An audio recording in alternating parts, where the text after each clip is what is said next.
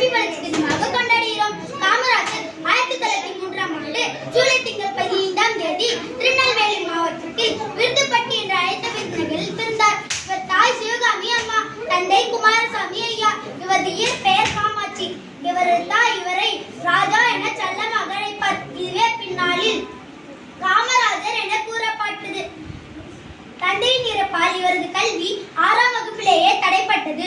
பின் துணிக்கடைகளிலும் காய்கறி கடைகளிலும் வேலை பார்த்துக் கொண்டே தினமும் செய்தித்தாள்களை வாசிப்பார். தன் 18 வயதில் சுதந்திர போராட்டத்தில் கலந்து கொண்டு பலமுறை சிறை சென்றுள்ளார்.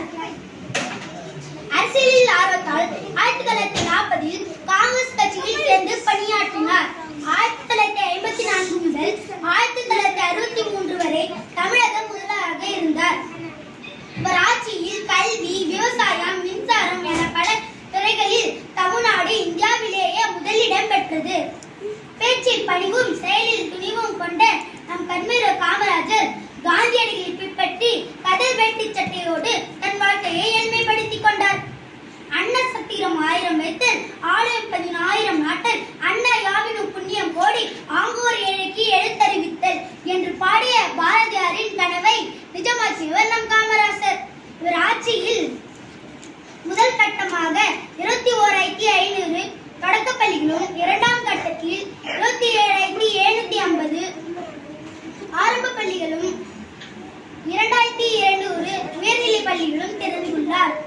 மேலும் 454 நூலகங்களையும் தொடங்கி வைத்தார்.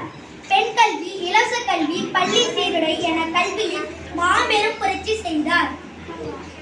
இதனால் கல்வி கற்கும் மாணவர்களின் எண்ணிக்கை 18 லட்சத்தில் இருந்து 34 லட்சமாக உயர்ந்தது.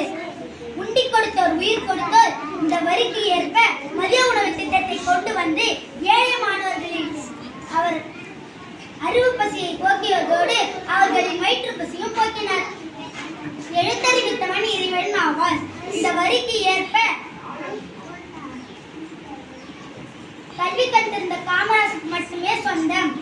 காமராஜர் ஒரு உணவு பந்தியில் அன்னை